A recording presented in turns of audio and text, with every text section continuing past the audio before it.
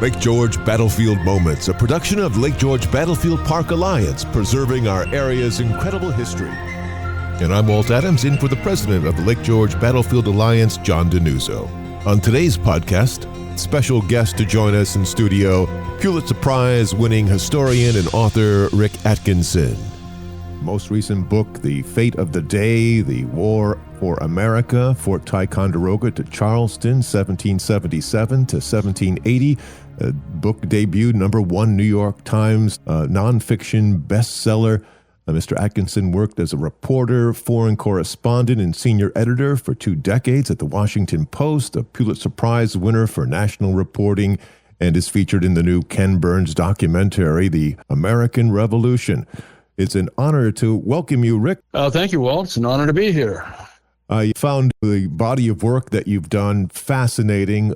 Just love your books, but particularly focused on certainly history around the Lake George region in upstate New York. Most recently, you were featured as a part of this special documentary that Ken Burns has put together. What was it like working with the legendary Ken Burns?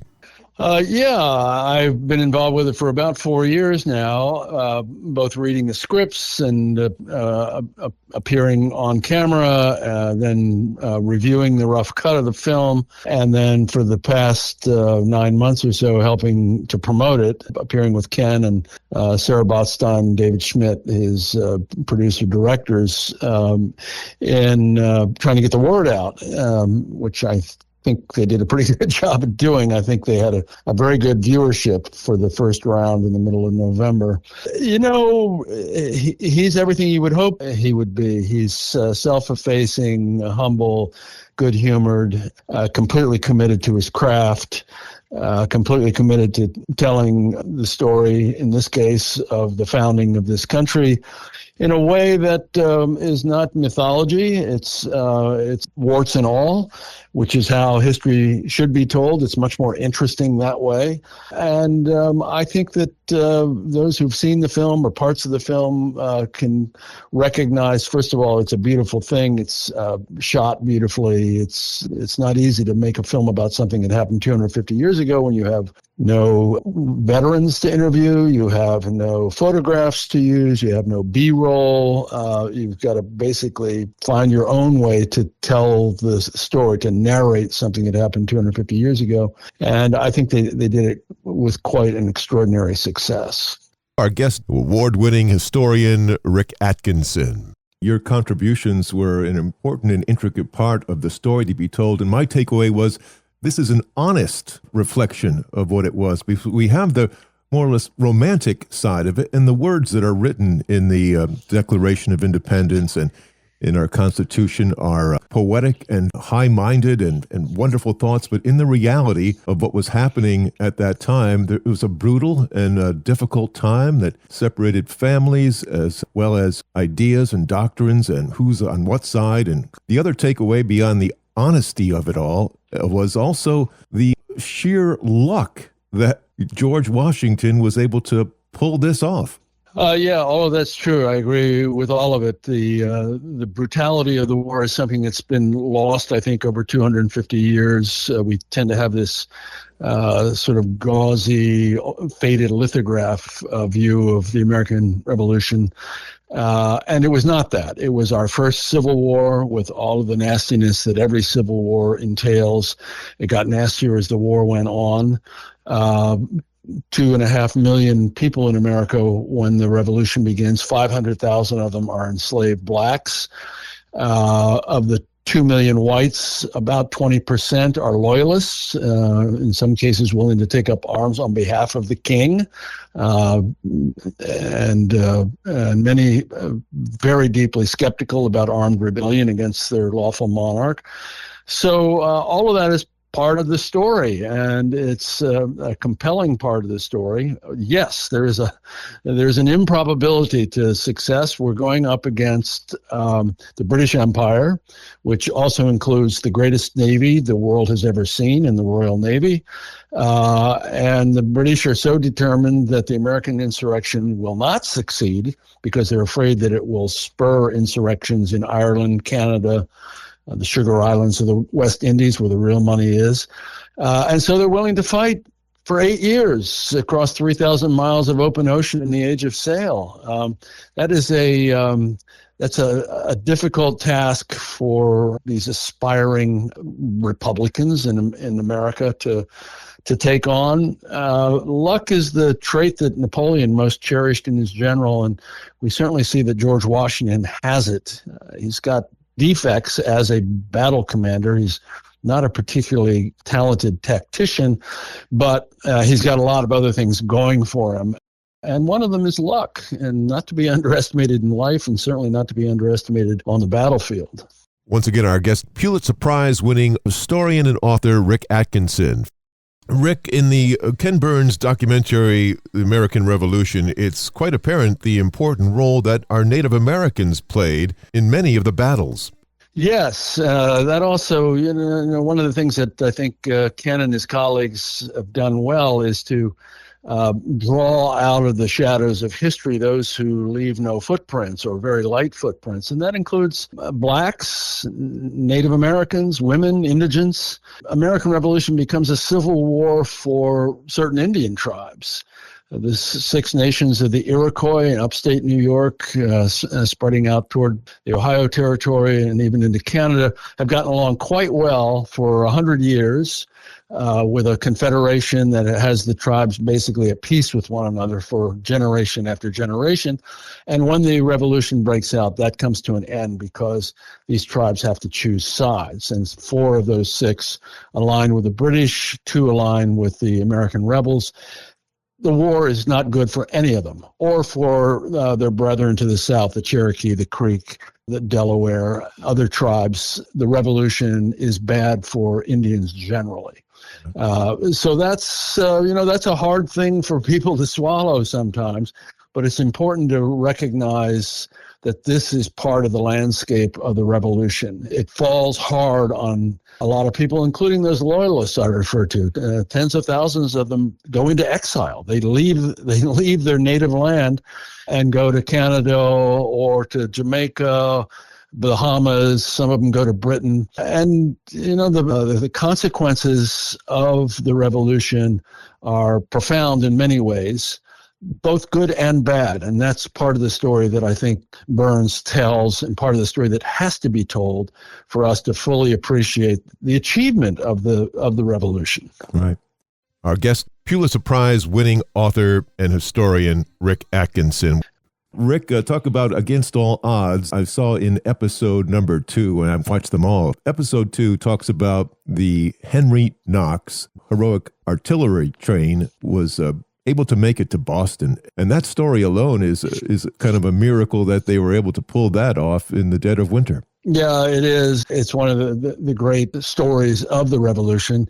Yeah, Washington's skill set includes a great eye for subordinate talent. And so when he takes over the Continental Army in early July 1775 in Cambridge outside of Boston, he somehow recognizes that this 25-year-old Boston bookseller named Henry Knox is going to be the father of American artillery.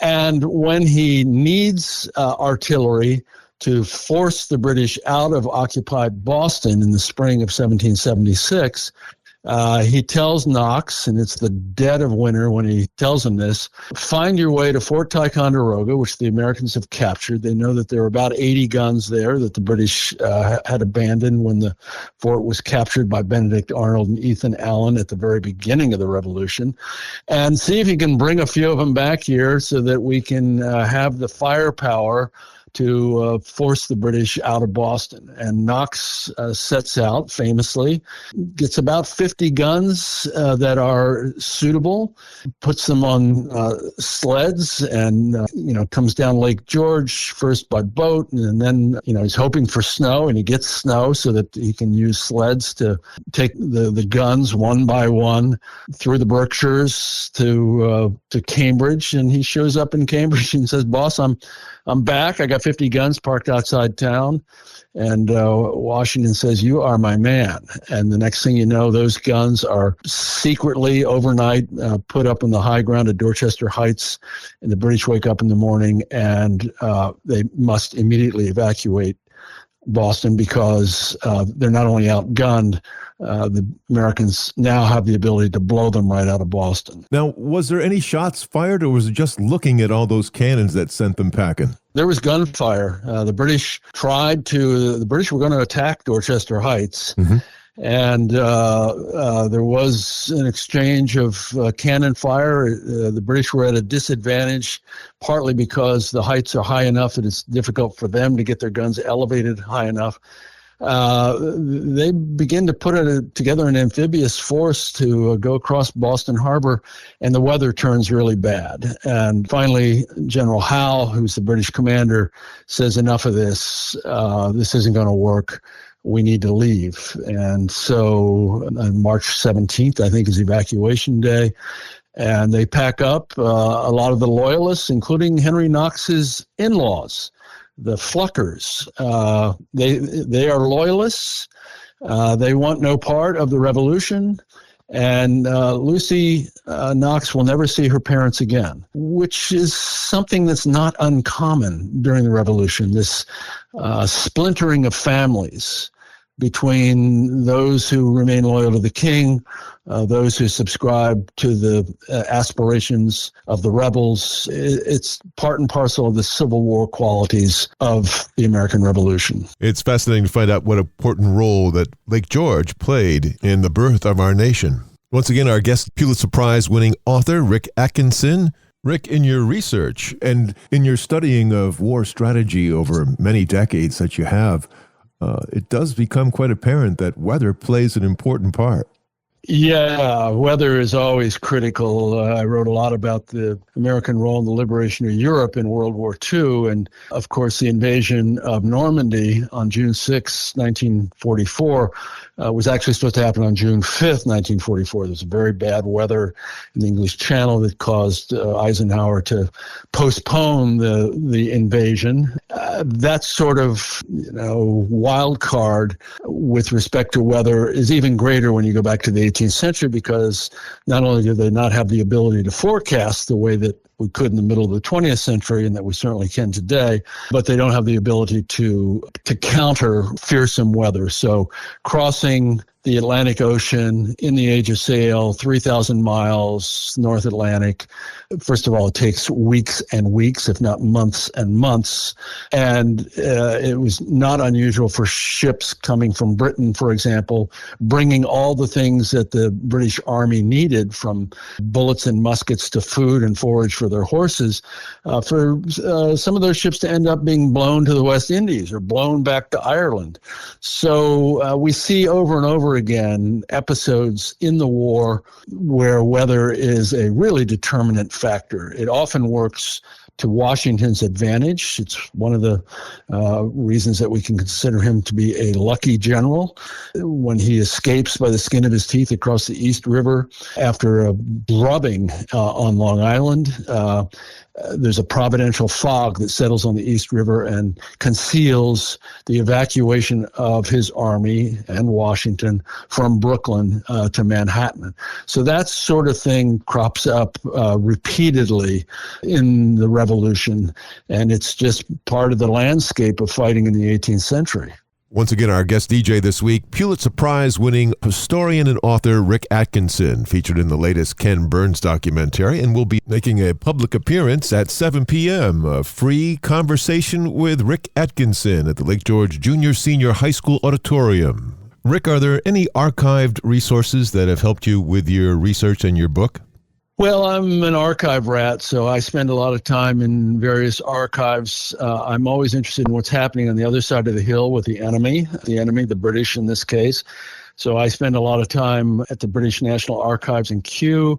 I spent a month at Windsor Castle, just west of London, where the papers of our last king, George III, are kept. I was at the British Library in London for a week this summer. And then a lot of archives here in the U.S. Ann Arbor has a fantastic library that's largely committed to material from the late 18th century. The Massachusetts Historical Society, the New York Historical Society, all have fine archives that I use. interviews. And then, the last thing I would mention is the papers of the founders have been almost completely published at this point. The University of Virginia is curating those. They're nearly done. They've been at it since 1968. So the papers of Adams, Jefferson, Hamilton, Washington, so on are all online now, thanks to the Library of Congress. It's called Founders Online. It's a fantastic resource. It's a lot of paper to wade through. Right, but you're obviously good at it. When you won the prestigious Pulitzer Prize for reporting back in 1982, tell us a little bit about that. Yeah, I've been lucky, and it is luck, to win Pulitzer 3 times. The one in 82, I was a newspaper reporter in Kansas City, written several things that were in the prize submission for national reporting, including a series about the West Point class of 1966, which I later turned into a book called The Long Gray Line. I sort of stumbled into this story about these men, and it was all men at West Point at that time, who had more killed in Vietnam than any other West Point class. It's a fantastic, heartbreaking story, really, 25 years of American social history. And you can tell the story of the war and what came after the war through the story of that class, 66. I was 29 at that time. Wow. And, very surprised. What an honor. Rick, we are looking forward to the public conversation this evening at the Lake George Junior Senior High School, open to the public tonight at 7. We really want to thank you for your time to be able to come up in this area to talk to us about this rich history in our own backyard. Yeah, well, thanks for that, Walt. I know that you all take history very seriously there, and this is an opportunity to both reflect and celebrate. All the best in the future. Is there anything on the horizon that you can tell us about? Well, I'm working on the third and final volume of this trilogy of mine about the American Revolution. I'm just starting to get traction on it. I got a long way to go, but it'll keep me occupied for the next several years. And in the meantime, I'm looking forward to seeing you folks near Lake George. All right, Rick. Well, if you ever need a voice for part of your next documentary, I know an announcer who might be happy to join in. Thanks. Okay, that's good. I'll tell Ken. Thanks an awful lot. We appreciate it, and a safe journey. Thank you, Walt. Pulitzer Prize winning historian Rick Atkinson. Special thanks to John Denuzzo, Dr. Bruce Venter, and the Lake George Battlefield Alliance. For more information and to check out other podcasts, go to lakegeorgebattlefield.org.